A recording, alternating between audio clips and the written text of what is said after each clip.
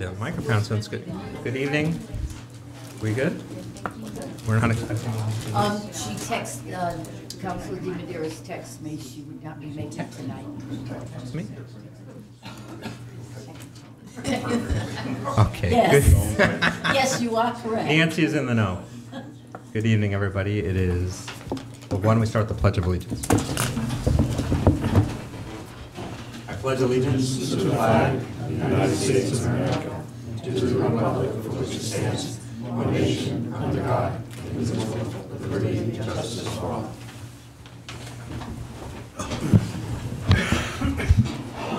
Madam Clerk. Councilor Perry, Present. Councilor Hilton. Present. Councilor Katz. Present. Councilor Coulter. Present. Councilor Cook. Here. Councilor Driggs. Present. Councilor DiMederos is absent. Okay, good evening. This is a special meeting. It is Monday, April 1st, 2019. This is not a joke. There is actually a town council meeting happening. This is our 19th meeting in 4 months, and we will, this was continuing from last week. We ran out of time. It was a 5.5-hour meeting, but that still wasn't enough time to cover it all. So we'll kick it off where we left off. Town administrator, discussion and possible votes on staffing and salary budget for police, safety, police, and fire. Mr. Administrator. Thank you. If I'm not mistaken, the only item that may require a vote is the police department staffing, but when this was first raised, I thought it might be good to provide a more general update on where we are with some of the vacancies in various departments, and that includes in particular the fire department. I think since then, in a weekly report, I've explained there's another vacancy in the DPW, which we have posted because it's a union position, and that is now resulting in sort of the cascading series of vacancies. The next vacancy will be in the planning department, just so that you know, which is the clerk that is shared between planning and building. She was the most senior union member applying for the DPW clerk position. So that's the latest there. In the fire department, we've seen quite a few people leaving recently. I was just told we may be up to 7 short, and Bruce can explain it in more detail. Now, one we knew would be leaving and hasn't been active in a while, and that's Lieutenant Heon. He finally got his retirement approval, so that's going forward. But then we've had at least 4 others, or 3 others, I think, have left by now. We have another notice of someone leaving in addition. That would make it 5 total. And then on top of that, we have someone in the police academy. He may not be able to complete it successfully, which would bring it down another position. And then finally, we have Bruce, who's now serving as acting chief. So that position is, his captain position is open as well. Anything that I forgot, Bruce, or you? Sounds about right. So I don't know that it requires a lot of discussion unless you want to ask questions about it, but I thought it was just important to put it on. Retirement? Yeah, come on, Joe. Suit up. So, obviously we are eager to hopefully get a contract signed and stabilize things in the department because right now it's pretty scary what's going on. And we're also very focused on doing additional advertising, I believe, so that hopefully we can attract new firefighters. With respect to the police department, in the memo that's in your packet, I explained that this goes back to when the council had its meeting on the final municipal budget requests, and in that context, questions were raised whether there was a discrepancy between the numbers that were used in the final budget request, which was ultimately approved by the council on the one hand, and numbers that the treasurer had projected.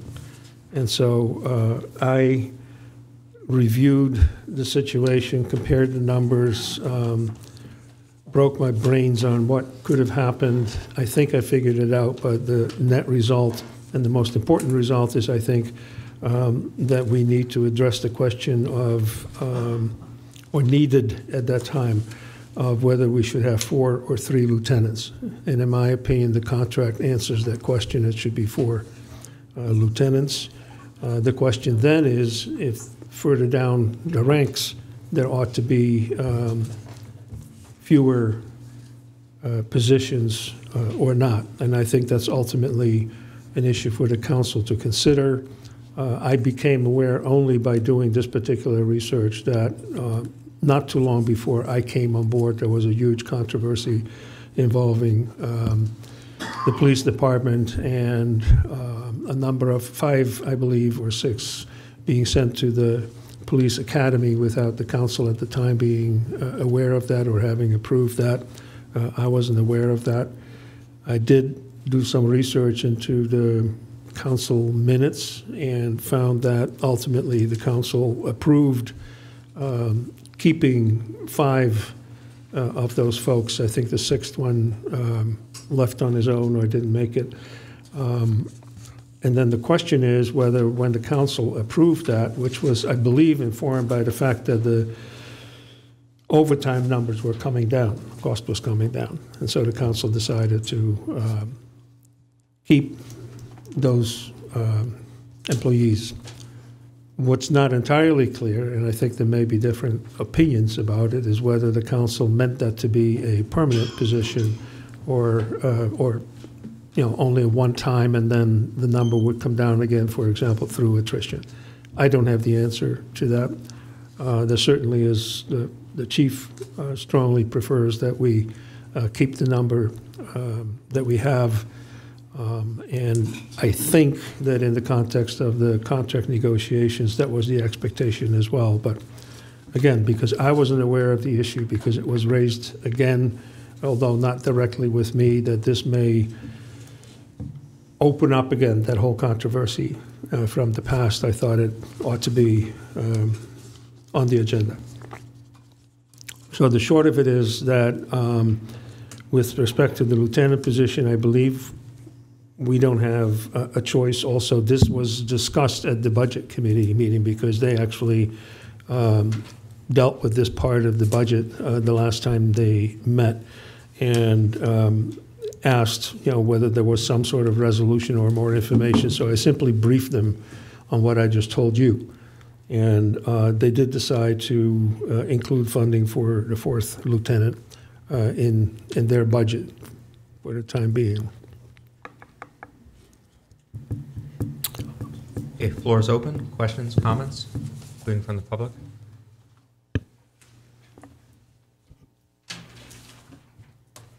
I was in the audience that night that this occurred, and I can only do it when they had the, when the town council was presented with this problem.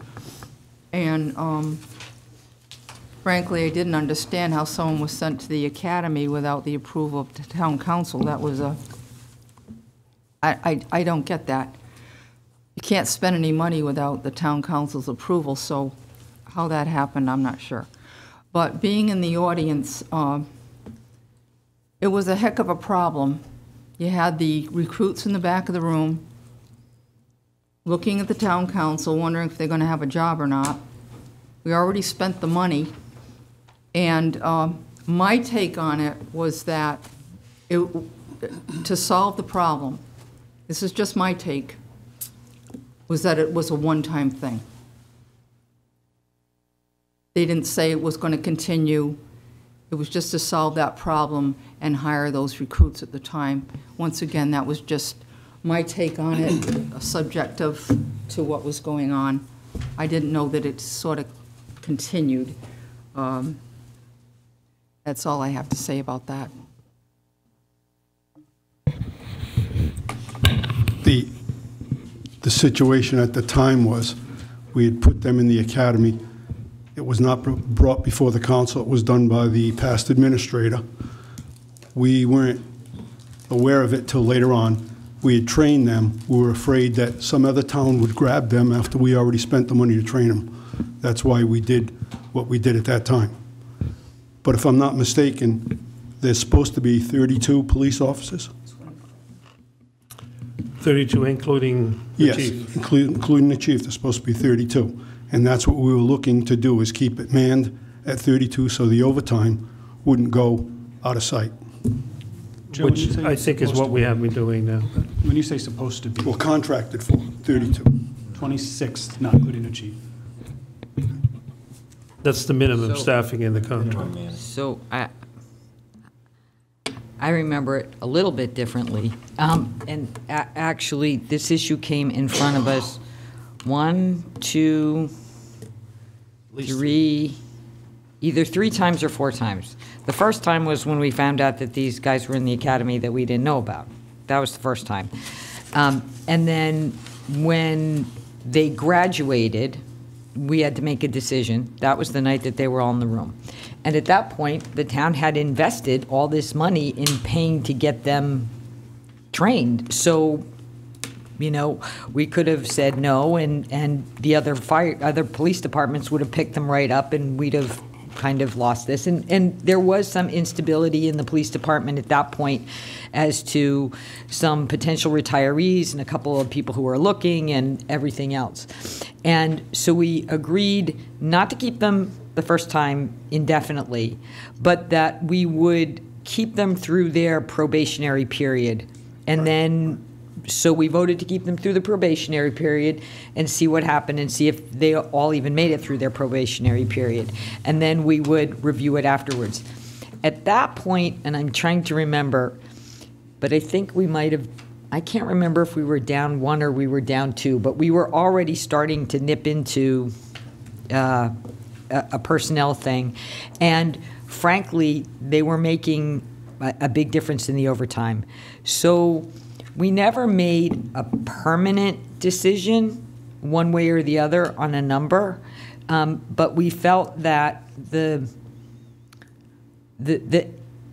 for the time being, the impact on the overtime was positive enough, and knowing that we had some people that were in various states of potentially retiring or leaving for one reason or another, since we'd invested in these folks, it made sense to keep them. And I think part of that is because the whole replacement process for a policeman is so long and convoluted, and that it's not that you want to be over, but you know, to replace somebody, depending on when they give you notice that they're leaving, or for whatever reason they're not staying, then you got to get them into the police academy, you got to get recruits into the police academy, which only happens twice a year, and you have to have a slot because there's a certain number, and if all the slots are taken up by other towns, then you can't get into that class. So then you got to wait 6 months to the next class, and then they've got to go to the class, and then they've got to do their field work, and it isn't until all that's done that they can actually be on the street all by themselves. So it's a long process. So I think at the end, the council decided it was more something that we would evaluate on a case-by-case basis. In other words, we weren't necessarily married to a particular number, but that we would look at, you know, what we had for potential retirements or people putting their papers in or people leaving. Because if you try and do it at too hard and fast a place, you run the risk that you end up being really short people that might take you as long as 12 or 18 months to replace, and that's when your overtime number gets sort of really out of hand. So that's the best way I can, that I can describe it. But it certainly came in front of us 4 times to make a decision. And in the end, we thought it was worth keeping the staff given the potential for people departing. Don't you have to pay them overtime if you don't hire them too? Wasn't that another, if you don't hire them? No, we would have had to pay them unemployment if we laid them off. I mean Yes. unemployment, I'm sorry, yeah.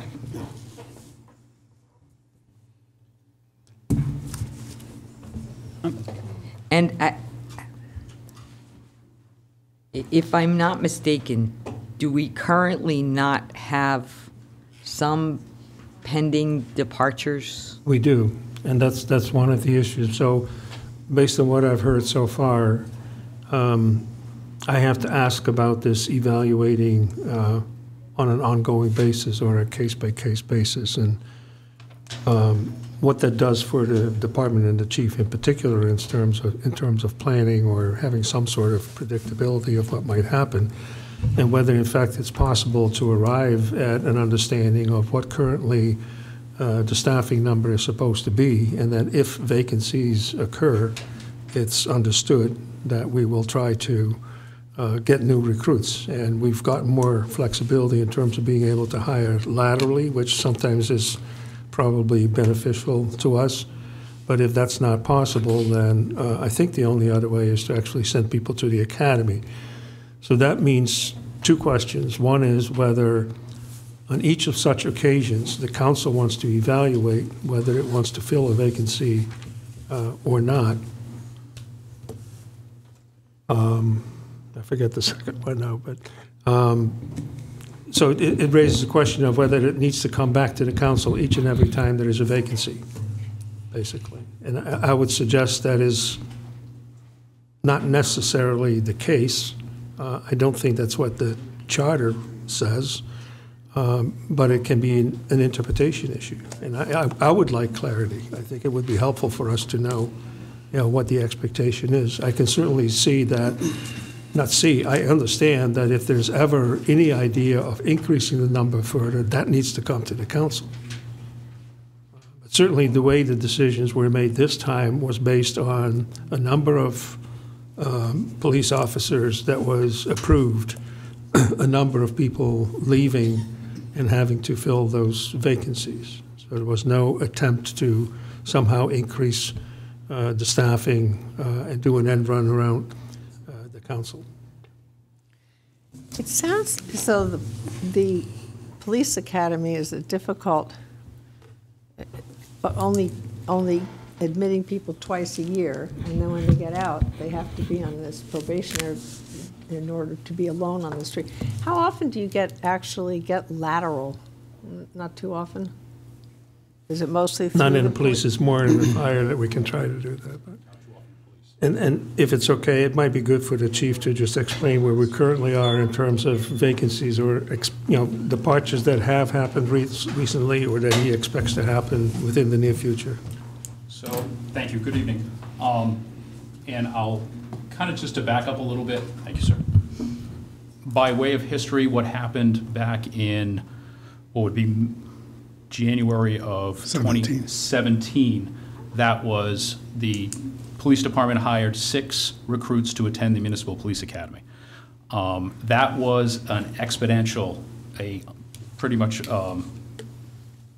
unprecedented increase in the staffing of the police department. We had never sent 6 before. So by the time that it reached the then council with the then administrator and the chief, there was an issue of funding. So what we, going forward, and what the council did is, because we had trained these people, they had graduated from the police academy, there was a huge investment in them, we decided to keep them. So of the 6, 1 did not pass the police academy, and he was released. So there were 5 that went into field training at the police department. Those 5 were then attending field training, or what we call FTO, for a period of 12 weeks. That's in-house training. And then they were released sometime around the end of summer 2017. So with that, when they were released, it was the then council that decided to absorb them. And I will agree with Council Hilton, there was no, and the administrator, there was no determination at that time as far as what the staffing of the police department would be. The current contract does say 27 to include the police chief, but it was agreed upon by the then chief and the then council, and I will tell you today that 27, including me, will not complete the mission of the police department in 2019. It just will not. That is a contractual number that is dictated by the union. I would argue that as your police chief and then through the administrator, you as the council decide what the public safety services for the police department should be. And it is my recommendation to you that it remain at 32, to include me, 31 union positions and myself as your police chief. So to fast forward a little bit, we accepted those positions. We then went into the 2018-2019 budget year. And as part of that, given that we saw a substantial decrease in overtime with the 32 members at that time, we cut overtime from the then budgeted $210,000 to the current $160,000. And that was to make up the difference of a patrolman position and also to see the drastic decrease in overtime that we were experiencing. It was then that Chief Blakey announced his retirement, and he was gone by December of 2017, which I then became the acting chief until March of 2018. Then in May of 2018, we lost a police officer to the East Providence Police Department. And so that created 2 open positions. But because I was your acting chief, I missed the opportunity to engage in the July Police Academy because I was the acting chief. Because if I didn't become your chief, a new chief would come in and I would revert back to my captain's position. So that was kind of a variable that we weren't determined on. Yes, ma'am. Just a quick question. So the 5 who had gone to the police academy in 17, are they still with? 4 are. So I'll get to that in a minute. Okay. So then that created 2 positions. We missed the July 2018 class. We then sent 2 recruits to the January 2019 class who are currently enrolled. And those 2 positions replace me, who was promoted to chief, and the officer that went to the East Providence Police Department in 2018. So by a time perspective, we're running 18 months behind all the time. So now going forward, we have 1 officer on administrative leave, that's undetermined right now. We had 1 of the 5 original officers who went to the North Providence Police Department in the fall of 2018. So that created a vacancy. I would have recommended to send 3 to the academy because these positions are not new, unlike what happened in 2017. These positions that have been fiscally funded, approved by the voters, and are in the budget. We're not creating new positions. These are currently police department positions in the current budget. So we are just filling them because of the struggle and the challenge to get bodies into the police academy. And if I'll use as a quick example, if we don't send anyone to we're going to miss the July Academy. I wish we weren't, but we're going to, because when I asked, and I was in front of you about a month ago to ask for permission to advertise, and I did, by the time I asked for permission to advertise, within 72 hours I received, or within a week, the first one came within 72 hours, 2 intentions to retire from 2 of my senior officers. And it comes that quick. So now they'll have to exhaust all of their accrued leave time, and they will be gone by the summertime. So we'll miss that July Academy.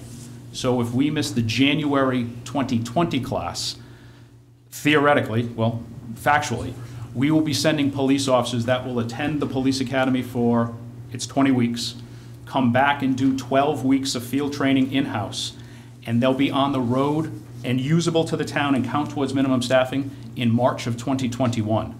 That will be nearly the end of the current contract, that was just agreed to and hasn't been signed yet. So that is the challenge that presents itself with the Municipal Police Academy. It's an 18-month process.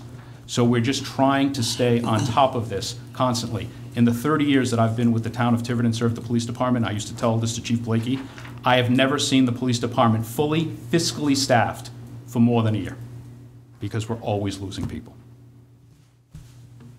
Chief, right now, you've got how many, not counting yourself, how many vacancies? Officers. So I have 4 officers that are, I have 2 in the academy. I have 2 that are going to retire. I have 1 that's on extended leave, and I have 1 vacancy. 6. And I just had 1 that returned from another extended leave. So at some point we staffed the midnight shift with 6 patrol officers. That's the entire shift, not including days off. That's how many are assigned. And at one point, given the leave time, the vacancies, I have the entire shift was not there because of vacancies and overtime. So the 2 retirements are certain, they've been notified, they've notified you? Given the new language of the contract, they're irrevocable. Okay, so you have basically 4 vacancies lining up and 2 people about to fill them, and any additional people. So the wouldn't 2 be- vacancies that are coming out of the academy are to fill me, becoming your chief. Right, so 2 of the 4, Correct, sir. whichever 4. Correct, sir. And you're saying it'll take till 2021 for those in the academy? I was hopeful Any because new ones? it's logistically challenging. When we hired the 6 police officers and we got 5 back, as you can imagine, that's like trying to train an entire shift simultaneously. So it's extraordinarily challenging to us to do that. I was hopeful, if I would have known, I would have come to the administrator and asked that we send 2 to July and 2 to January. So that eases the burden on the police department to properly train these folks, and also provides a fiscal break because we're only doing it half year, which is what I recommended to the administrator and to you in the budget, that we just hold off, and that was that $24,000, because what we've done in the past, we would just go in and fully fund the entire patrol officer fund for the entire year, but we're hiring them half year, so that half their salary would just sit in the salary account. So to be transparent, if we could save $25,000 a half a salary, let's do it. And because we're not paying them until the first day they start the police academy. And that was my recommendation to the administrator, and he agreed. Now, when was the last time you were fully staffed? Before Chief Blakey retired, so that would have been December of 2017. Okay, and how long had that been the circumstance? How long were you fully staffed? So before we had the 5 that came out of the academy, we hadn't been fully staffed in, and I'm not being hyperbolic here, 20 years. So you've had from the time they were hired, which you said was what, summer of 2017? They were released from the police academy in May of 2017. They went through field training, and then they actually count towards staffing, so we're not bringing people back on overtime in, I would say, late August of 2017. September. Okay, so from summer of 2017 to December of 2017, you had 31, not including the chief. That is correct, sir. And since then, you've been down to 1 mainly? So the 1 for me becoming the chief, and then the officer that went to the East Providence Police Department in the late spring of 2018. My concern with this is, and I'm happy to hear, your Yes, sir. case that you need more officers, but looking at it, we've had an extra 5 officers, that's 20%, and we're still on track to spend $150,000, $160,000 in overtime. Yes, sir. And last year, fiscal 18, so that would have been the year that half of the year, a quarter or a third of the year you were fully staffed, overtime was still $191,000. Yes, sir. And I'm wondering how we have so many additional officers and still generate that much in overtime. And I think because when we got the overtime was reduced from 210 to 160 in that 2018, 2019 year, but we were still operating at 210. So arguably, we were operating under overtime, fiscally authorized overtime. But then the 5 officers came in, and then the chief left. Chief Blakey retired. And then the officer in the spring of 2018 left. And then since then, it's been an attrition, because then we have 2 officers that, we have an officer that's been on extended leave, and we've had other officers that have been on extended leave. If the whole purpose in asking for the $160,000 in overtime is the 32 officer number, 31 including myself, but we haven't been that for any length of time. May I ask one question? Yes, ma'am. Is that overtime number include the CCO? Yes, it does. So, which is a whole nother, that's not, Yes. that's not police officers. So that also, you can explain what the CCOs are, but their overtime is lumped in with the police officers, and it's not the same staffing. That's correct as well. Could you explain that? So we have 7.5 dispatch communications officers. So there's 1 on the midnight shift, and the midnight shift for the dispatch center is 11 p.m. to 7 a.m. And then we have, during the day, we go down to 1, but we have administrative staff that are allowed to cover the shift, and I'm allowed under the AFSCME contract to move them in to cover the shift to avoid overtime. But on the 3 to 11 shift, we're mandated to have 2. So any reduction in the dispatch staff, which we've had one one dispatcher on extended maternity leave, and then we've had others that we had a retirement of a dispatcher, and again, a lot of moving parts. So we had vacancies in the dispatch staff, which also would impact overtime as well. So last year, the audited number for overtime was $191,000. Yes, sir. What portion of that would you say is CCO? It's hard to predict because, I'm not trying to be cagey, or it all depends on what is going on with, we had a retirement in the dispatch center, so that created an open shift. We also inherited the duties of municipal court. So before that, we had a dispatcher that was doing a split. So there was a shift that was 2 records and 2 midnight dispatch. So what we did, and then proposed in the budget to alleviate the overtime, is inherit the duties of municipal court, which we did, and we turned that person into a full-time employee just to do records in municipal court. And then we would open up a part-time position on the midnight shift. But that part-time position would be paid at straight rate and not overtime. But it's trying to find someone that wants to work 2 midnight shifts. So until we do, we have to pay overtime to cover that. So we have a good candidate now who's going to be released from training, and he will be able to take over those midnight shifts. But that person's a part-time employee, no benefits, and we pay them straight time. But if they're unavailable because they're non-union, I can't order them to work. So if they say, I don't want to work tonight, or I'm sick, the only recourse that I have is overtime. Okay. And we need some deputy sheriffs. There's a lot of moving parts, sir. No, I know, but the thing I'm trying to figure out is, so throughout this time, you've had 3 additional officers above the minimum. And, I mean, I just quickly grabbed from the audits all the overtime numbers back to 2013. And it's 163, 196, 175. Then you had 2 years at 230. And now we're down to 191, and this year on track to 150, 160. That's savings, but you're dealing with a 15 to 20% increase in staffing in those last couple of years, and it doesn't look, I mean, that's maybe 1 officer's worth of salary if they're really low paid, but at what point would we eliminate overtime? How many officers would that take? I'm not arguing with you, I'm just curious. Well, the other thing that I will bring to the table too is, which is another variable that we should at some point talk about, is the casino. So we have 4 officers staffed at the casino on a 24-hour basis.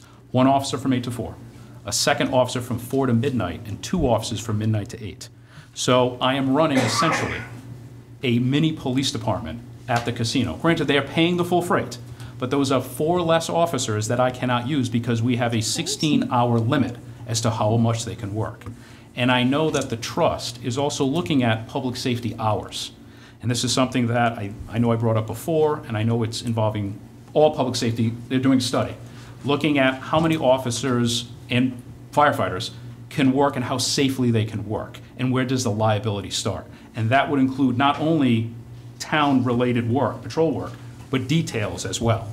And the casino is a detail.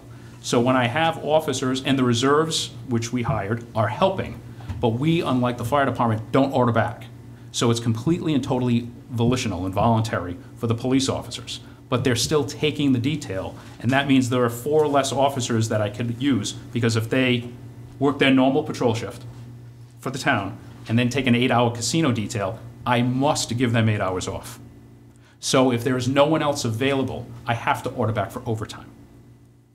So that's another variable that at some point, I believe, and I'm recommending, that we all talk about when it comes to the casino. So absent that rule, they would work their shift, work the detail. Yes, sir. And then you would have them come in because for whatever reason on a calendar, they had fewer hours that week. So they would work the shift without overtime. So that's what, they're being unable to work that 3rd shift in a row is what generates the overtime? Correct. I have to give them 8 hours off. So, and that's the issue. For example, if we have a 3-officer minimum, and it happened this weekend, we have a transport to the ACI. Depending on the nature of the transport, I only have male officers working. We had a female prisoner over the weekend. I have to order back 2 officers to transport that female to the prison, per our policy, for obvious reasons. That's 8 hours of overtime for a 20-minute ride to the ACI. That's just how it works. May I ask a question on the overtime? Yes, ma'am. Is the court overtime higher since the casino opened?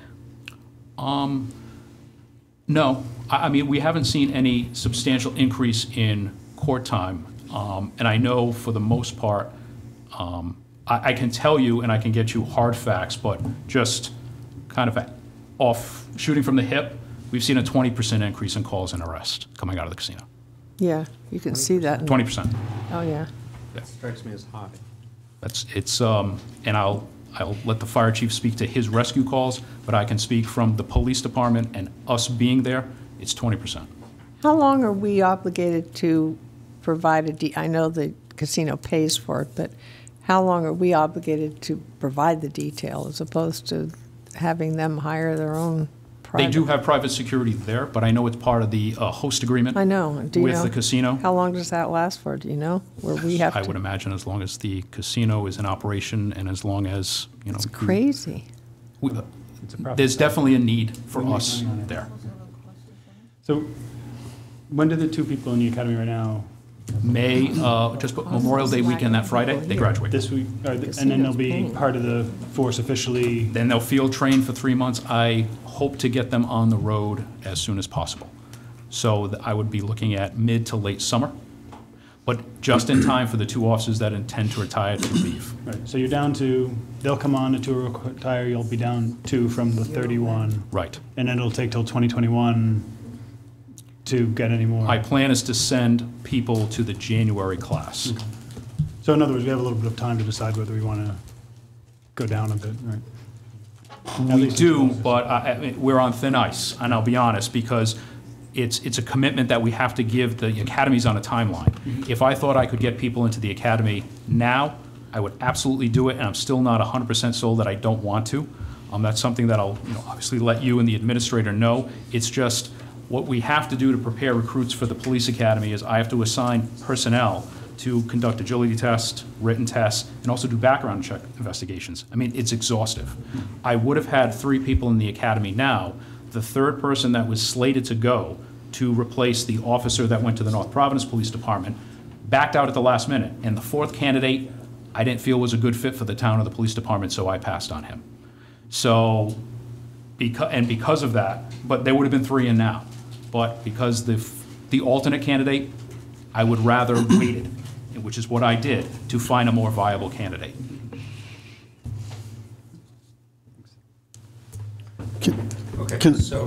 I just want to clarify one thing. Yes, sir. The casino's not costing us money for the officers. It's when the officers work there, they're not eligible to cover a shift. Right. Okay. We're so- actually making money off Right, of officers okay. being. So that's not what's costing us overtime. It's more of a logistical issue for the police department Right, because okay. it's an officer that is taking up, it's like running a 4th shift. Right.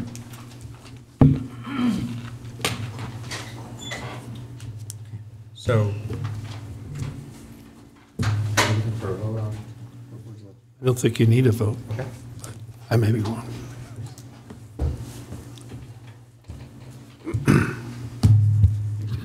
Thank you for your time. So at the end of the day, though, my question is if I'm following the math here, just in terms of what we sent to the Budget Committee. So the net difference between what we sent to the budget, or the net difference between what the actual is and what we sent to the Budget Committee is 45,519? Yep. Is that correct? Yep. But then, am I under the impression that somebody might have discussed that with the Budget Committee and they corrected that, or? The Budget Committee voted to add the differential for the lieutenant pay to $66,159 Okay. to the budget. So, Without the offset, and again, I didn't feel comfortable to begin with, sitting there in the Budget Committee meeting, sort of raising the issue or trying to explain it, because I didn't want to perceived as somehow disagreeing with the town council's budget request, but I was asked for an explanation, so I did that. I didn't think it would make a whole lot of sense trying to get into the details of where other offsets are available, because it would have been a very late meeting, which they are already. But the net of that is that the decision that they made funds the staff as requested by the police chief and the fourth lieutenant. So we don't have a deficit there in Correct. terms of what we asked for versus what we have. That's correct. So, okay. Thank you.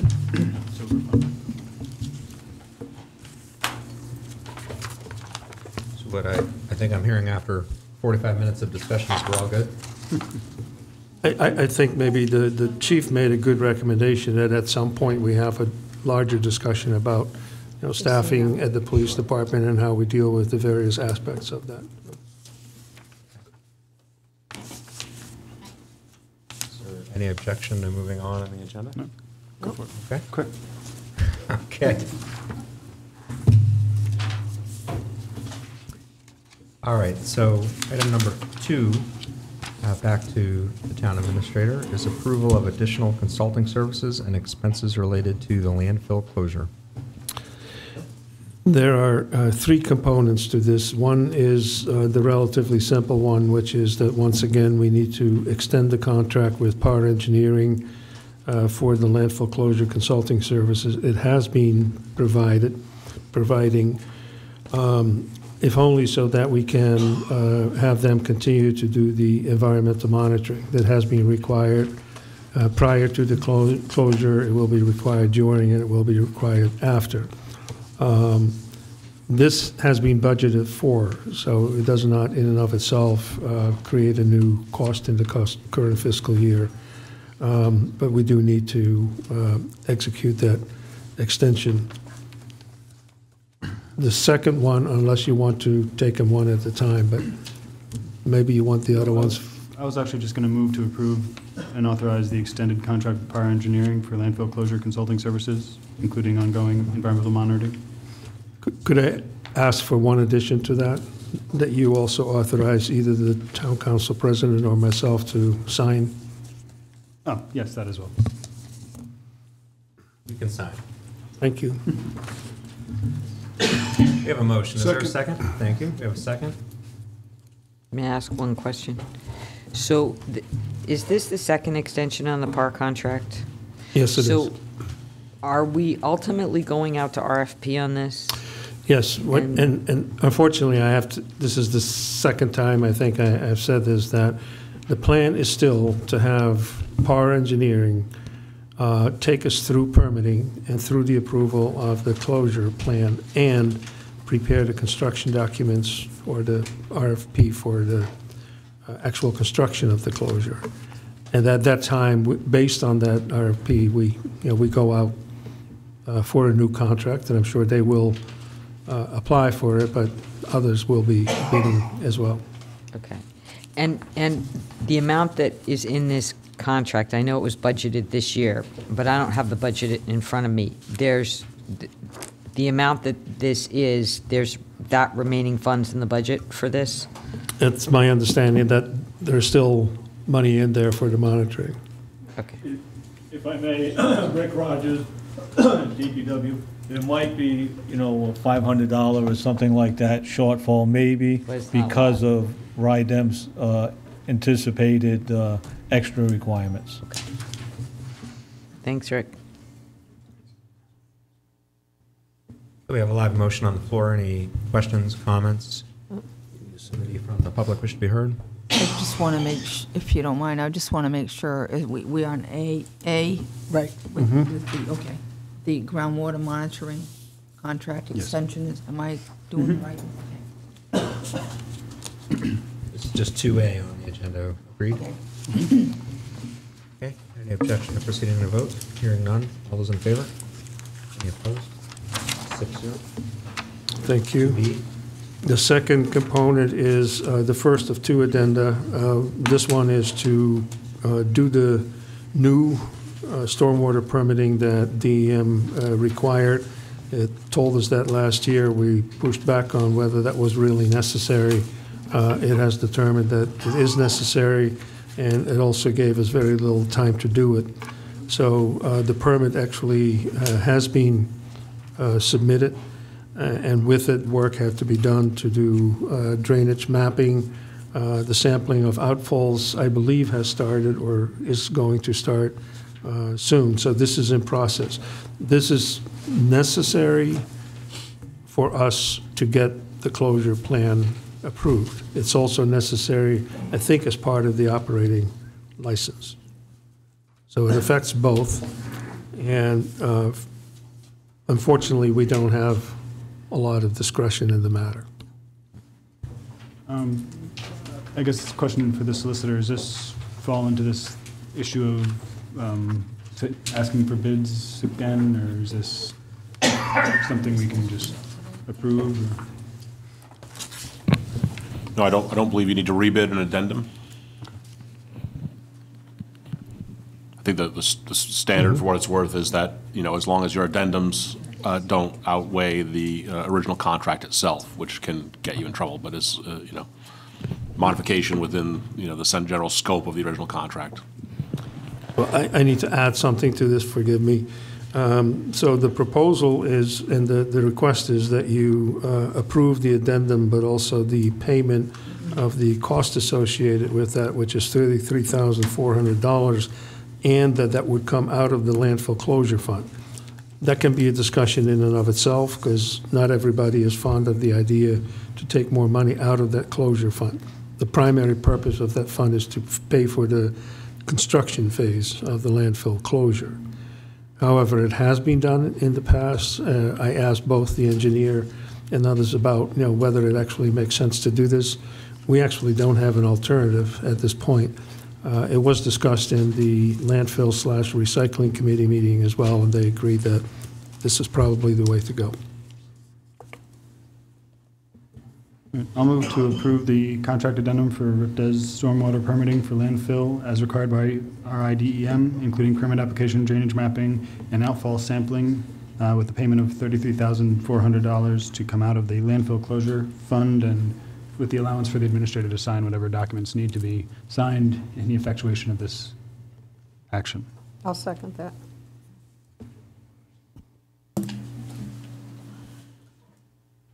Live motion from the floor. Does anybody wish to speak in opposition? Questions or comments, including from the public? Any objection to proceeding to vote? Hearing none. All those in favor? Item 2C. Thank you. This is the second addendum, and this is for an additional monitoring well. DEM actually initially required us to do 2 additional monitoring wells. And this is in part to get background water quality data. And we convinced them that 1 would actually be enough. It is true that 1 well that had been drilled before is running dry more often than not, is not giving us the data that it was meant to produce. And this, too, is additional work that was not initially anticipated as part of the contract, so it requires addendum, and the estimated cost is $12,000, which again would have to come out of the landfill closure fund.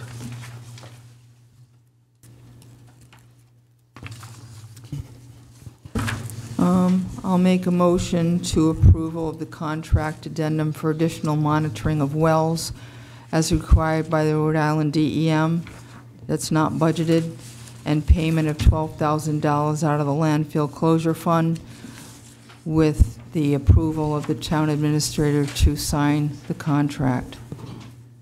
I'll second that.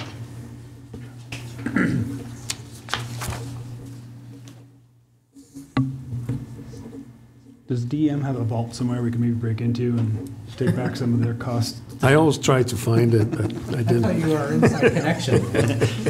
You do Ocean's 7. Yeah. I get to be George Clooney. We have a live motion on the floor. Any questions or comments from public? Thank you, as always, for putting the tough questions right in front of us fearlessly. Objection to proceeding to a vote? Hearing none. All those in favor?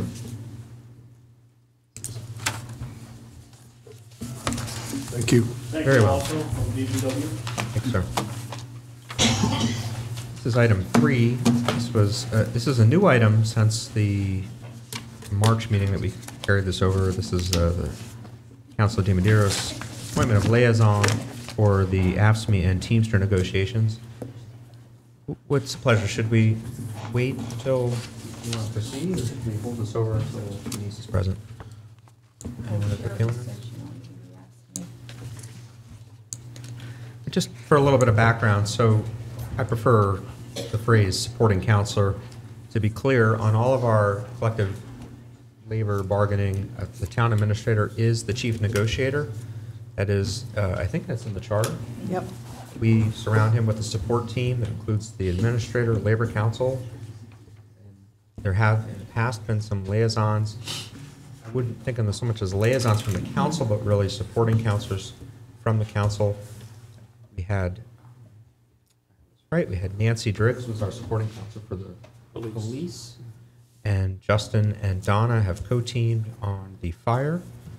And we have a couple more here. We have AFSCME and Teamsters. And does anybody have an interest in that? I don't know if we have to finalize that tonight. I'm not sure if Denise is here. If she's interested.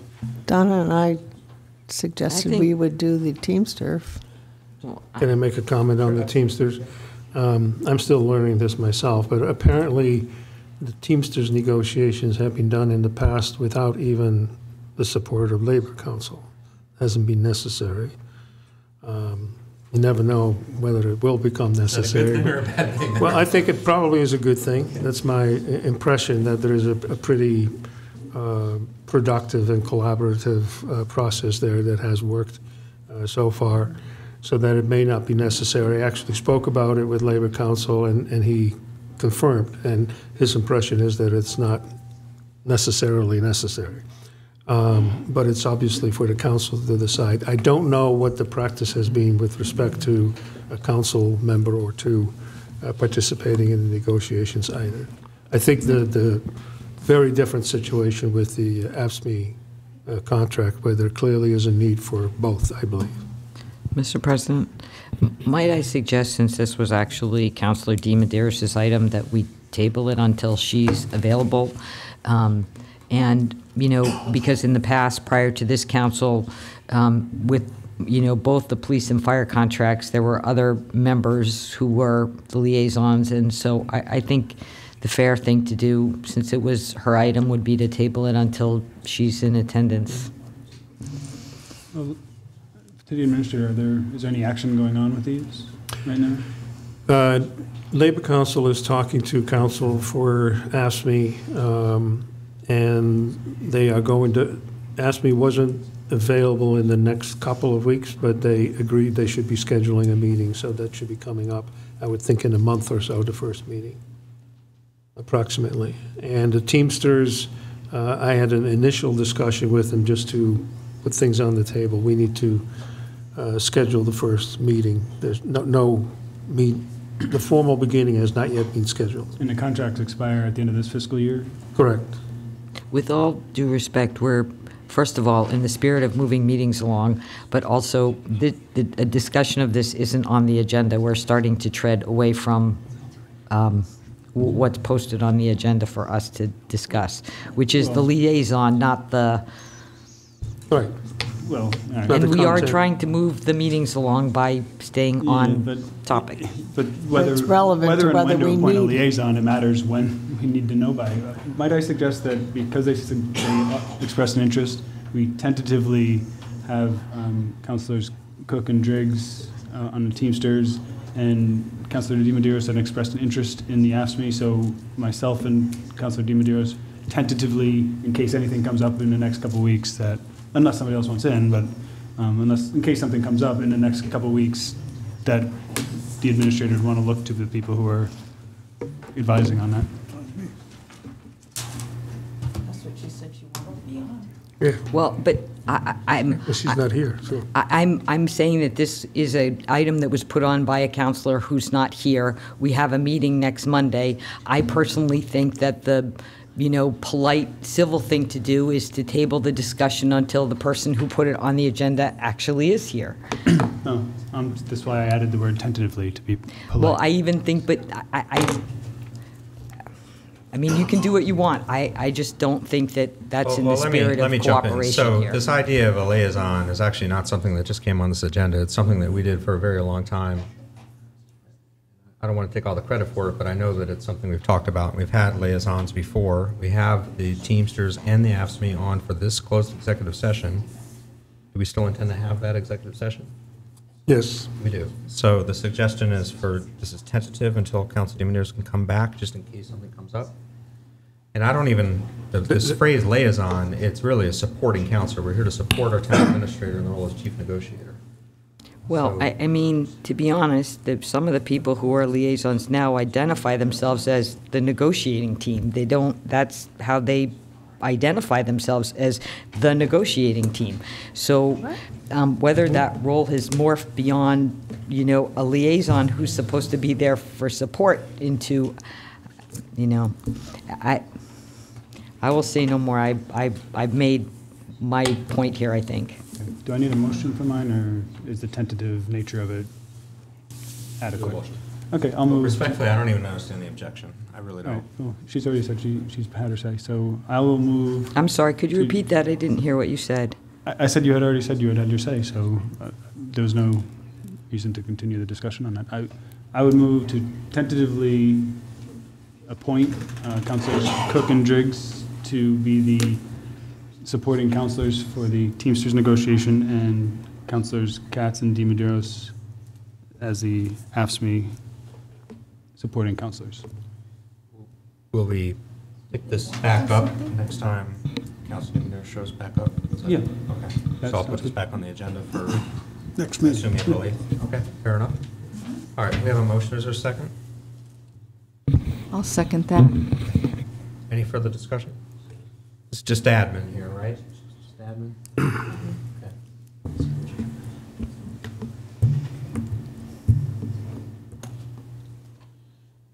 I'm going to call for a vote. I'm not quite sure why this is so complicated. This is I quite don't easy. think it is complicated. All those in favor? Any opposed? Thank you. Speaking of admin. Okay. This is, again, this whole meeting is a carryover from the 5.5-hour meeting, which I think, frankly, I think kind of proves my point that we need a new governance policy here. So what is before you is A new governance. yet policy. another revised draft of the governance policy that's been floating around for 3 months or so. And what this is for So this time you have printed out a clean version. You have a version compared to the last amended council policy from 2016 and August 2016, and as well, for ease of your reference, a comparison against the version which was circulated for you at the last council meeting. Which was 4A, right? 4A, that's exactly right. So 4B is now the latest version, correct? To make sure I can. I think you did. I have a hard time.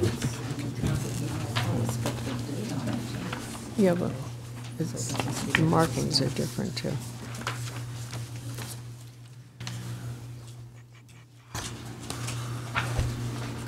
Okay.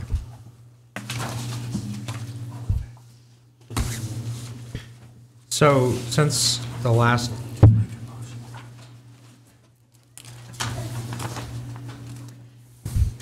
I won't say who, but I know there are many fans out there of making our meetings shorter and more efficient, So these changes since we spoke last, I'm not saying we're all going to agree, but we eliminated this concept of a provisional vote at a work session.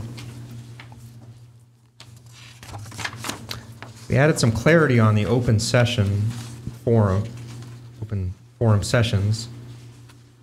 Those are intended for brief advisory, suggestions not elsewhere on the agenda. Policy and operational issues, it's not a personnel beat-up session time. These are officially audio taped or videotaped meetings. technical correction on the advice of the solicitor because of holidays, the timing of supporting correspondence. We took out the consent agenda language and rely on current practice. Either or both, the administrator or the solicitor, can be excused. We made crystal clear that whether or not authorized to be an agent of the entire town council, you have a duty to report back to the town council. And we have all of the solicitors' suggested coordination and savings language on the Town Charter, Open Meetings Act, Access to Public Records Act, Rhode Island Code of Ethics, other applicable law. Those are the only changes since we talked about this, I think, over an hour last week. I'll move to approve the Town Council Governance Policy draft for April 1st, 2019. I'll second it. We have a motion and a second. Bearing in mind the amount of time we had on this last time, is there any further questions? Sir, go ahead. Hi, Cameron Ramsey, 11th Ave Avenue. Just have a question. Would there still be written minutes, or will we be depending on YouTube for sole source? Definitely, there must be minutes. Okay, that's perfect. I'll say this, our clerk team, I've never seen minutes as thorough as. That's all I was asking for. And all this does is it says, if there's a video, an official video like we have tonight. Yes. They can rest their wrists every once in a while. But will the minutes still be written for video? If there's a video, will there be written minutes? Absolutely, Yes. must be. Okay, that's because, I mean, let's not kid ourselves. Right. If we're looking for minutes 10 years from now, Right. we don't know what YouTube's video archive policy will be in those circumstances. All right, perfect. There's a legal requirement that minutes be maintained and published, so that no matter what the governance policy of that is approved, they will need to do that. They don't need to be necessarily at the level of detail that we might have seen in the past. And given that you do have a reference to a video for the It's just line by line, sometimes, like, but watching there's a- going to be a framework that you can always follow along. Watching a 2 or 3, 4 hour video is a lot longer than reading, even if the 20-page doc. I mean, it's a lot easier to read it than go through it. Fair point. But you don't enjoy watching the 4 Well, no, hour? like I've heard Jan a couple times mention he's had to go through minutes in the past, and now I'm imagining him having to go through a 4-hour video. Right, but he's salaried. Yeah, exactly. But do you want him watching a 4-hour video instead of reading a 10-page document? Thank you, guys. I do have just out of curiosity, presumably these videos are a digital file somewhere on a hard drive. Is that something we archive somewhere in case YouTube blows up, or do we know? But is there a backup of that online anywhere, a cloud drive? Or a hard drive? Or? My experience is that most towns do not have a good data retention policy, and that may be something maybe in quarter 3 or 4 to, give some thought to. Thank you.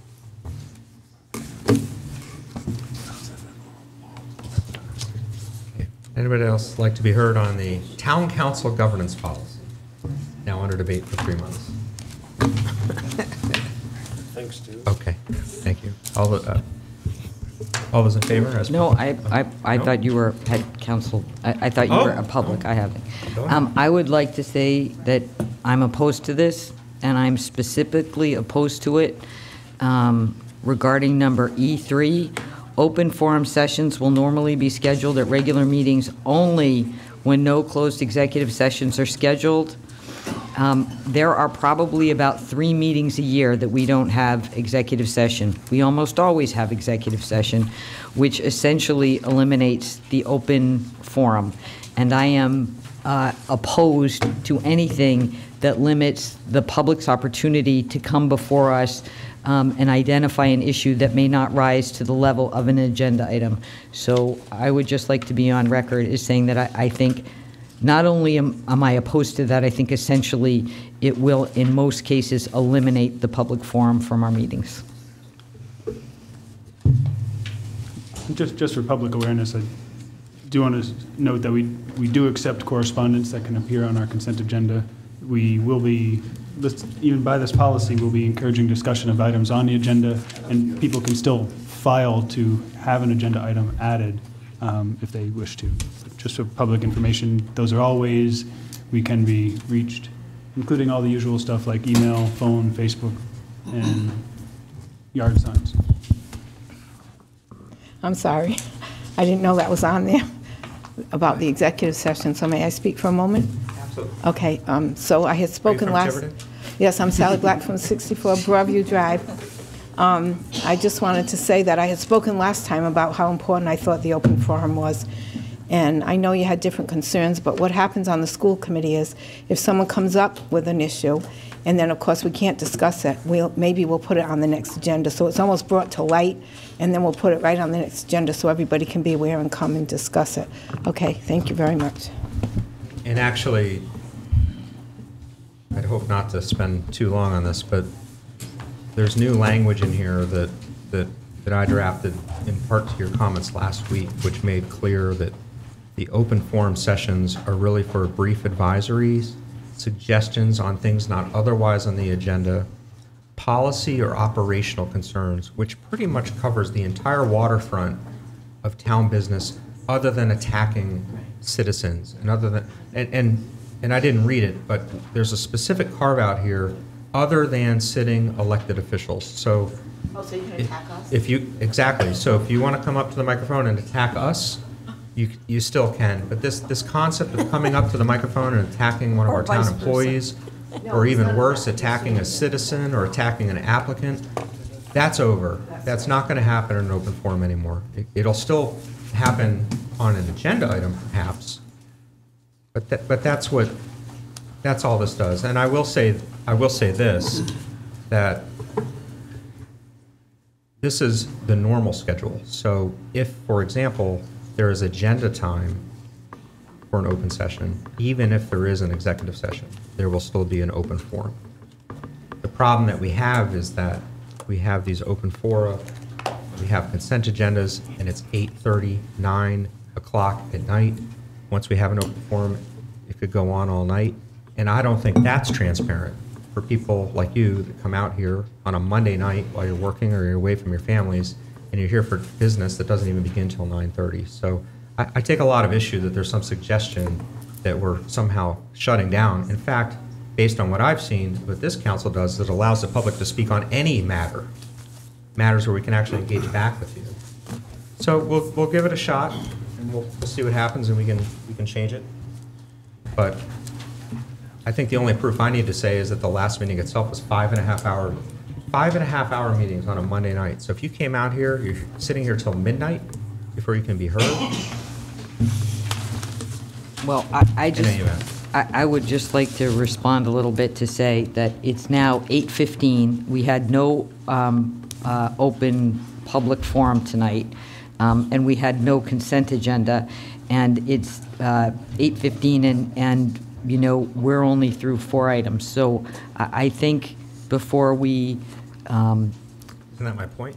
No, I think the point is before that we blame the public session and citizens wanting to get up to speak to us for 2 or 3 minutes about the slowness of the meeting, that we ought to look at how we're operating. I agree. Before we take away that right from the citizens. So I actually agree with you, Trish. This is a great example. We spent 45 minutes tonight having a conversation with no votes, no motion on something that apparently we all agreed on. That could have been an open public forum.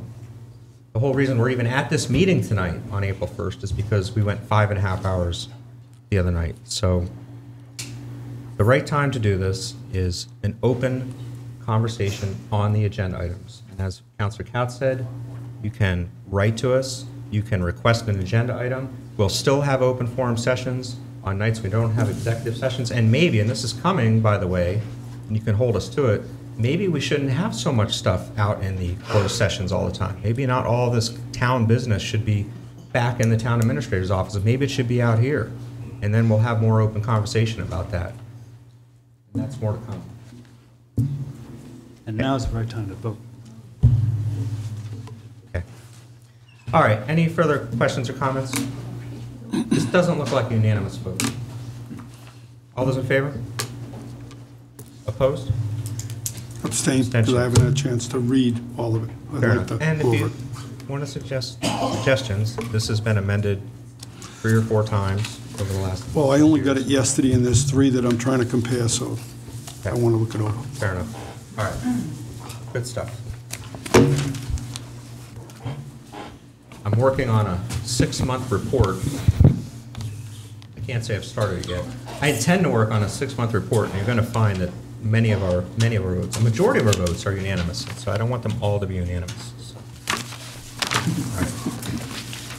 I'm going to turn this over to the town solicitor, who has 4 items: public records requests, capital reserves, cemetery wall, and a comp plan zoning ordinance. That seems to cover a lot of territory. Over to you. I will try to cover it promptly, and please stop me if I'm going too fast with regard to any details.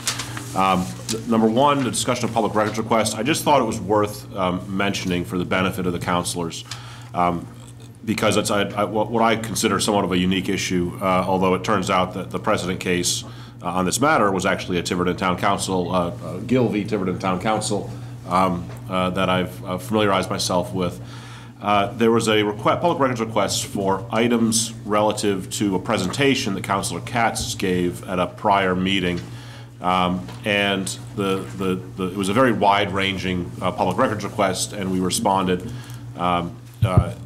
initially that simply it was too wide-ranging, and we were unable and not required to respond to what would be considered maybe a fishing expedition. You can't just ask for everything that ever crosses a desk. You have to ask for a document or a specific document.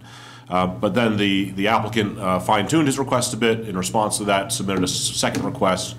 And I think the operative question that I just want to make sure everyone is aware of, and perhaps you all are, and it was only new to me, but when you give a presentation from a personal computer, or you reference a document that might be on your cell phone, or something that you're referencing that you're looking at on your cell phone, even though you are a private citizen in a certain sense, and that is the private citizen's computer or electronic device, the fact is that you are counselors, and when you're doing that in the context of a workshop or a council meeting, the fact that that's on your cell phone doesn't mean it's private. And I asked that specific question to the Attorney General. I said the town is not maintaining what's on Councilor Katz's laptop, for example. And that doesn't matter, because in that context, Councilor Katz is the town, and that laptop is accessible, at least to the extent for that specific document. Now, this doesn't implicate working papers, drafts, notes, all the other exceptions. There's plenty of exceptions. It certainly doesn't implicate personal items. Someone doesn't get a chance to look at the phone and decide what's public or not. But I just wanted to make sure the council was cognizant of the fact that using those electronic devices doesn't somehow protect you from the Public Records Act. Those documents can still be public records. Chair, just to clarify, though, the presence of the laptop does not make the laptop a public record. Absolutely correct. It's a reference to a document that's on it, and I think that's a key element of the Gill case, was because the council member, as I understood, held up a piece of paper and said, I have a laundry list, and that introduction, so it would be the equivalent of saying, I'm looking at a document on my computer. Yeah, and that's right. And what else is interesting, and I'm not sure I've got a clear answer from the Attorney General on this one, but if what you're looking at on your computer is a document maintained by another agency, so I'm looking at the state budget for 2017, and they're going to short us next year. Just because you reference it doesn't mean you maintain it. The state maintains that. That might be discoverable or a public record from the state's perspective. But it is, there's an interesting question as to just because you pull something up on your website and there might be a, reference to the website in your computer somewhere, does that somehow now become the town of Tiverton's document under an APRA request? And I don't have a clear answer from the Attorney General on that. But it is clear, I think, that if you produce a document and then reference it publicly, even if it is on your personal computer or your personal phone, that can be something that we have to then disclose under APRA. So that's. So you would disclose it by, you'd have to print it out and give it. Print it or email it or whatever the Right. whatever the They don't transmittal get the is. computer. Now, interestingly, in a bit of a flurry of various records requests and open meetings complaints and other things over the last couple of weeks, the other interesting point, and I think this goes to the discussion that started last week about the school committee conversations, and I know Councilor Cook was particularly concerned about what this means for her ability to act as a diligent counselor. The Attorney General's office very clearly rejected an open meetings complaint, specifically regarding Councilor Katz's meeting with the school district superintendent in a private meeting, a one-on-one meeting. That is not, first of all, neither Councilor Katz or any of you, nor the superintendent, are a public body with regard to the way the Open Meetings Act defines that. Now, you are public in the first context I mentioned, the Open Records Act, but you don't have to notice a meeting that you have with a staff member of the town or a school committee, school department person. Those are, completely outside the purview of the Open Meetings Act. Somebody filed an Open Meetings Act on it? Yes. Is that filing a document you can send to me? I can, yeah. And I only knew about it when I got a copy of the response from the Attorney General's office rejecting the account. So now, by him requesting that, is that open to the public? Anybody could get a copy? What I'll do is I'll send it to Nancy and ask her to give it to you. No, I think it's healthy for all the counselors to have the background. Just asking the question. No, absolutely. And Councilor Perry, that's the way I would just do it as a matter of course. I think they're all open records anyway, open meetings. Well, I mean, because he brought it up, that's what he's saying. If you bring it up at a meeting, then it's public. Oh, no, yes, that's a public record as well as something I would But I think that would be, disseminate to the whole I'm saying council. I think that would be a public record even if I didn't ask for it or if it weren't mentioned, right? Correct. Well, and both through the town and the Attorney General. So, wasn't this request to actually copy the entire hard drive? Yes. We rejected that out of hand, and the Attorney General, I spoke with the Attorney General's office, and they did not seem to think that was a plausible request. We rejected that out of hand. There's been no appeal of that. The second request substituted with very specific document requests, which I thought was more appropriate. That's why I just want to asked if you understand, printed 'cause out the document, you don't have to give them the hard drive. Correct. Having a little trouble keeping up with all of these complaints, right? So we have let's see, there's the open meeting complaint, there's the ethics complaint, there's the APRA complaint. Objection, There's all this is, if these- we're talking about, Wait, actually, I think I get to talk. So this particular APRA request was to actually copy the entire hard drive from Vice President Katz and my computer because we were at a budget workshop with our computer at a workshop working on the budget. Yes, the initial request from Mr. Buchanan was along those The lines. entire hard drive. Right. So that would mean personal files. Sure. For those of us with other clients. Sure. The whole hard drive. Yes. That was the complaint. Yes. Oh, the request. That was the request. Complaint perhaps coming. It's hard to keep up with all these frivolous complaints. So that was the request. Correct. And that has now been rejected. And also rejected by the Attorney General. That was rejected by my response. The Attorney General rejected the Open Meetings Act violation. And additionally, Mr. Buchanan asserted to the Attorney General that there were violations of the town governance policy and charter, and the Attorney General also rejected those out of hand as not relevant to their jurisdiction. We're not subject to the International Criminal Court, are we? Is the United No one's Nations asked yet, coming but to- give it time. Is Russia involved in this? That's what I'd like to know. Is there a Russian collusion case? Let's go. At some point, enough is enough. And you know what? We can take this, but I really do hope that for those that want to volunteer to serve the town, that they're not deterred by all these frivolous complaints that are coming. All right, capital reserve account. Back to you. This I'm going to pass on. I think we discussed this in a prior agenda item at the prior meeting, and I've exhausted the extent of my opinion on this. As I said, I believe that you are able, by exercising discretion, to clarify the somewhat muddy statute and to allow you to spend that money if you see fit. I would certainly recommend considering better language, and I think we saw some of that in the proposed resolutions that were also discussed at the last meeting. So I won't go any further than that unless there are questions. Questions on the capital reserve account? Okay, hearing none. Cemeteries. Also, this was a very brief item, and I just put it. Chairman. Oh, If I may, I don't know if this is the appropriate time or not. I'm Bruce Cox, Chairman of the Harbor Commission, and I have heard rumor to the effect, when the Harbor Commission, Harbor Master and I were before you at a prior town council meeting, we were discussing the utilization of the reserve account, and part of our existing operating account to acquire the 2 new engines that are needed for the Harbor One Marine vessel. And I've heard rumor to the effect that it's been proposed that this year's capital reserve account be moved over to next year's capital account. And I wanted to clarify that that is an ill-founded rumor and not to be the case. The budget for the next fiscal year, at least as we proposed it, assumes a certain amount of money in the capital reserve account. That has no bearing, in my opinion, on what the council might do with money this year. Yeah, So in effect, we could assume that there will be another $50,000 put into that account, having spent $50,000 this year. All right. My concern is this: if that were to be the case, if it were to be moved over into the next fiscal year as a capital expenditure next fiscal year that starts on July 1st, you've written off the boat, because the 2 most important weekends in the year for the marine industry are Memorial Day weekend and July 4th.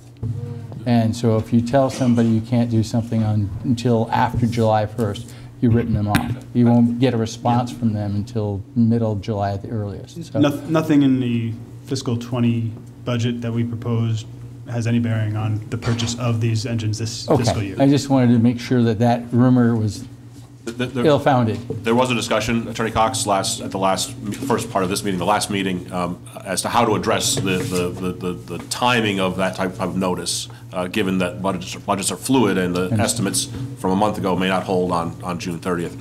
But there was no conversation as to delaying the expenditure for the purposes of the engines. It was simply how to communicate that to the budget committee. Very good. I just wanted to alert that in case that was occurring, I wanted to hopefully put a stop to it right away. Thank you. So we did go to bid? Yes. The bids for the boat engines. Yes. We went to bid. I think this might actually be a 7-0 unanimous consensus of the council to purchase. Maybe. Not 7-0? Yeah, you requested people to oppose, so I might do that, just Okay. to satisfy your desire for discord. Thank you. So, most of the rumors are not true. All right, cemeteries. This is a small and easy one. This is more for just informational purposes. There was an auto accident where a vehicle hit the wall outside of the Pecasset Cemetery.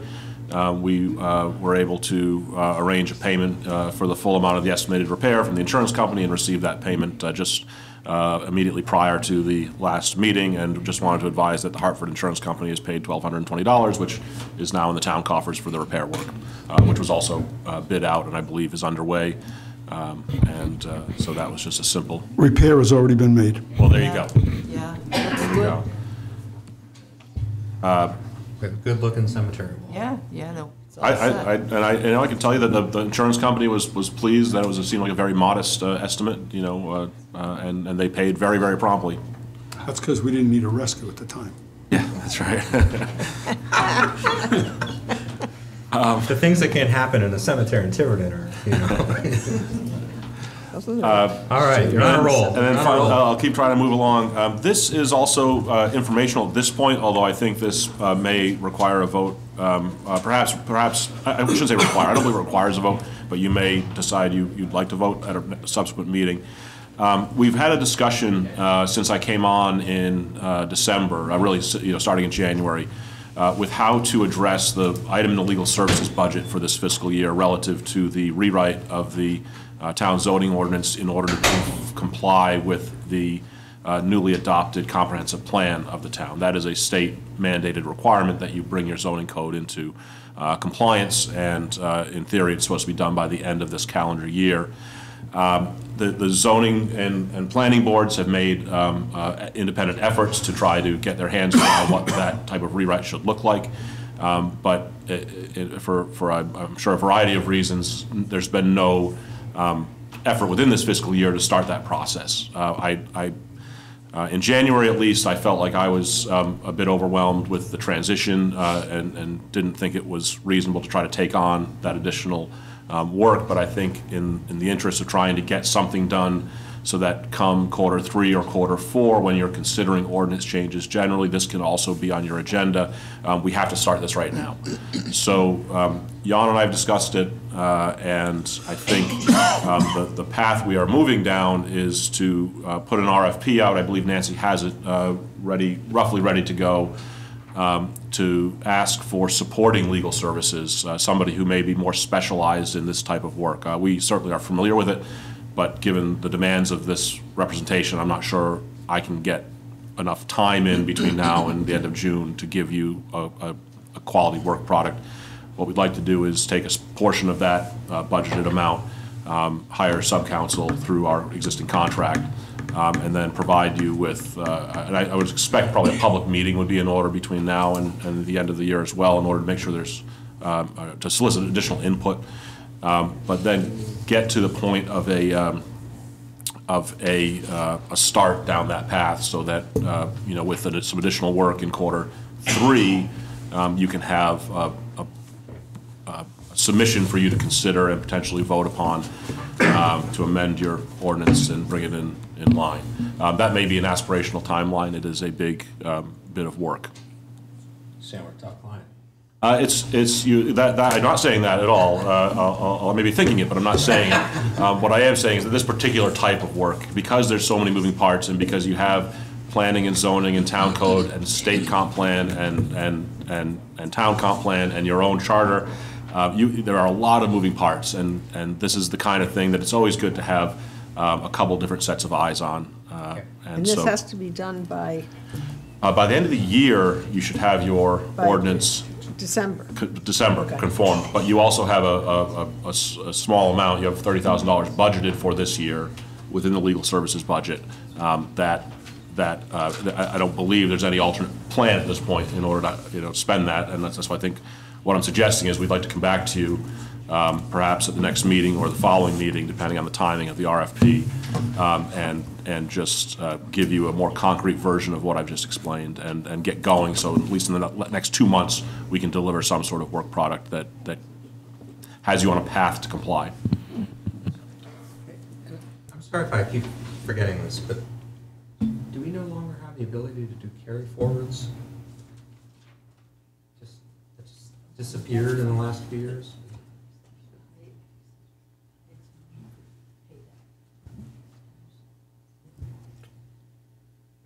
Just imagining this, in the olden days, we would vote to carry forward, we would go into suspension, there had to be 2 votes, one to go in, one to go out. Don't we have resolutions that say Yes. all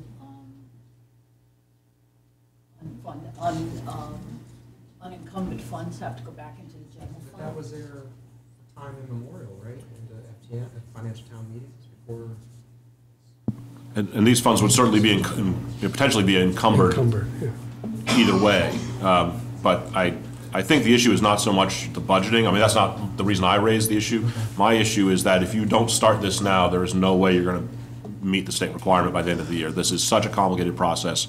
There's going to be so many iterations of this, and with the planning board and the zoning board having strong opinions, I'm sure, to have a good, solid, transparent process where the town is satisfied with the product at the end. If you don't start soon, you'll be far behind the 8 ball. You said there's $30,000 in the budget now. If we don't spend that by June 30, it sweeps the general fund.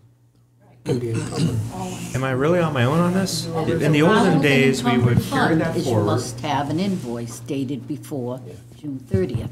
That's what makes you encumbersome. We don't carry forward anymore. We've had What changed? resolutions. Because it's resolutions on the. So in the financial town meetings 10 years ago, we did a resolution that we don't do now? We've done it for a few years, I think. The ones we're proposing now carries it forward. For capital, they sweep to capital. Okay, why?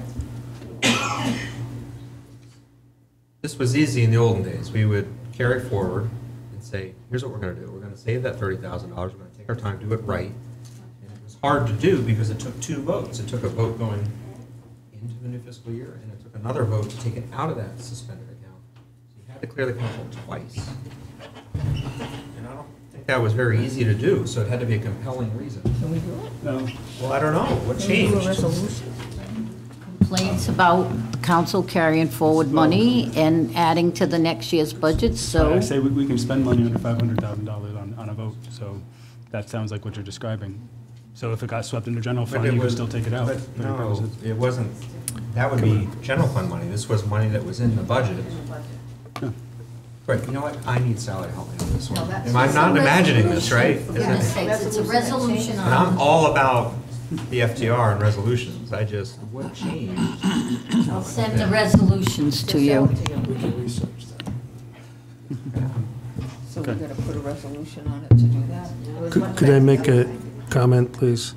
I would just like, if we could make it explicit that this attorney will be working directly with the planning board in particular, because the planning board is very focused on this task. And it has played a significant role, obviously, in getting the comp plan done. So I just want to make sure that that's understood. That's understood. Go ahead. I'd like to ask a question about this based on the comp plan. There are a few things in the land use section that I think are pretty simple and straightforward. But I'm wondering on some of these things whether or not we aren't overspending by hiring an attorney to help the town craft updated zoning ordinances when you really need, you really need more like a planner that's good at writing zoning ordinances. I mean, you're going to pay an attorney a lot per hour, right, to do this. I mean, most attorneys, and I'm not sure that the planning board is at the point, especially if you read through some of these directives, whether or not what they really need is somebody to look at them and help kind of get them started on a model ordinance or what other communities do, and maybe more in that direction. Then we aren't going to spend a lot of money on an attorney, because we're not at that point. They're not at the point at writing ordinances that need to be codified and be reviewed by an attorney. A lot of these things are still sort of conceptually, what are we going to do here? If I may, I actually think that, some work was already done, I think, at the planning board level, identifying what the issues are. I also believe that, there are quite a few attorneys out there who have a good planning background or have a lot of experience dealing with planning type issues. I actually think that if we get the right person to do this, it could save us all a significant amount of time and actually get a good job done, as long as there's close coordination with the planning board. And I would just confirm what Jan has said. That was part of the discussion. And I know that that's something that's it makes sense. But I think the amount of work that the planning board, I attend the planning board meetings as counsel. So having watched their discussions at some length over the last few months, I'm relatively satisfied that they have identified issues, put that in writing, had good discussions about them. I think that conceptual work is moved along to some extent.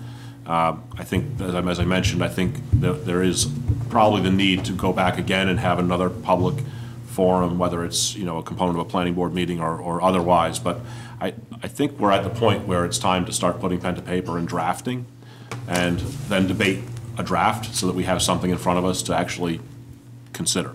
The town has something in front of it to actually consider. I think they've moved farther along than perhaps anyone expected, but they've got a very clear laundry list. This is an update only, so we're good? We're good? Okay. Rabies. No, not on the agenda. What happened to rabies?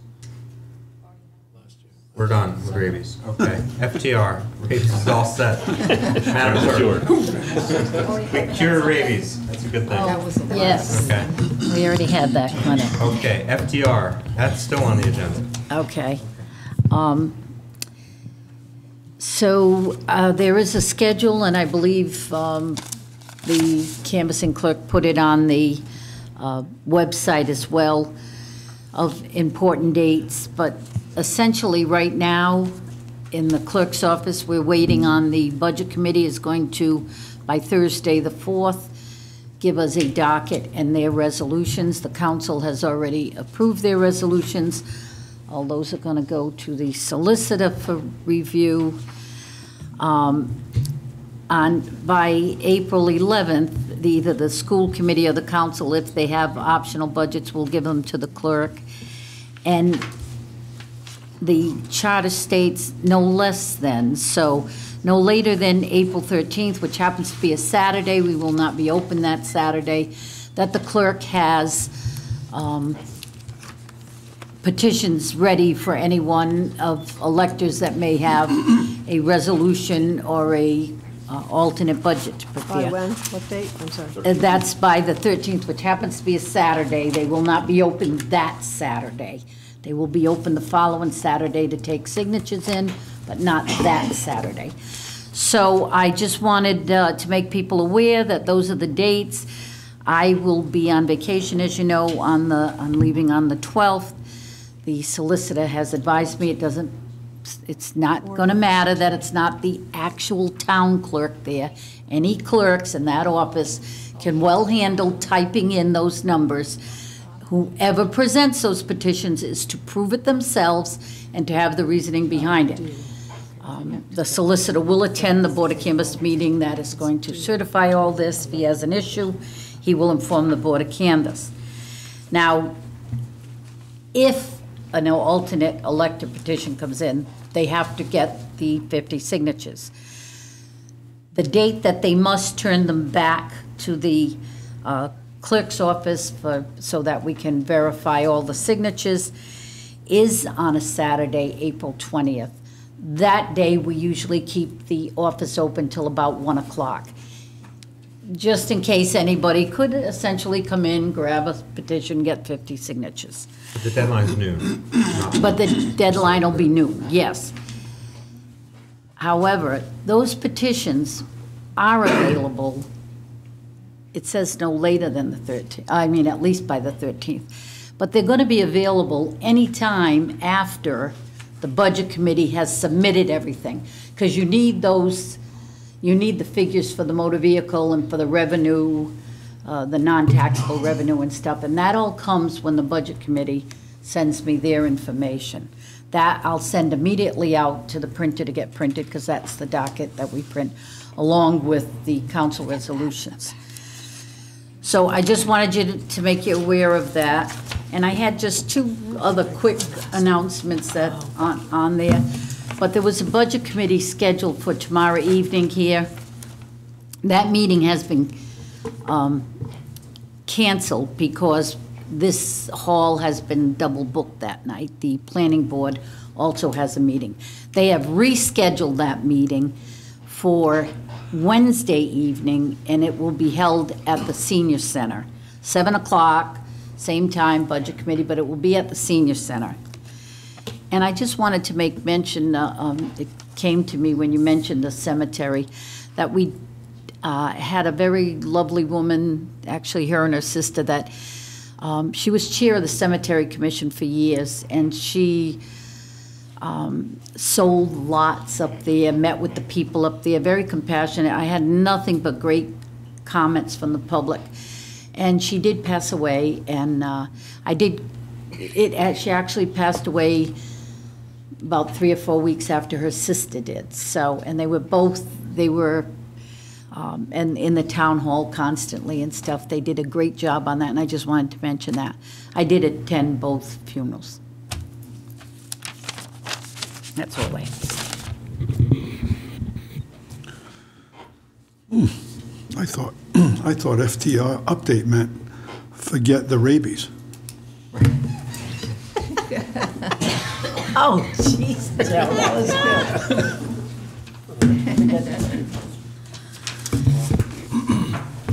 I'd like to... Also, speaking of someone involved in the town, John Cadero's mother passed away. John Cadero was the chairman of Recreation for years, and his mother had passed away. So I just wanted to mention we deepest sympathy to him and the family.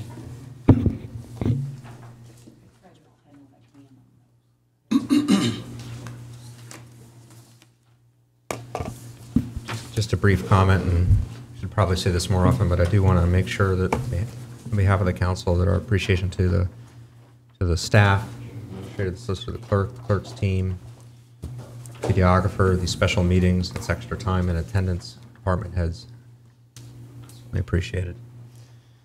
With that, we will propose to retire in a closed executive session. We only have one item sponsored by the Town Administrator, Rhode Island General Law 42-46-5A2, collective bargaining, IAFF, AFSCME, and Teamsters. Will there be a motion? So moved. Second. We have a motion and a second. Roll call vote, Yes. please. Mr. Perry? Yes. Hilton? Yes. Aye? Oh, yes. Yes. Okay, and council members, at 6:00, we will retire to executive session at 8:47. Have a good evening.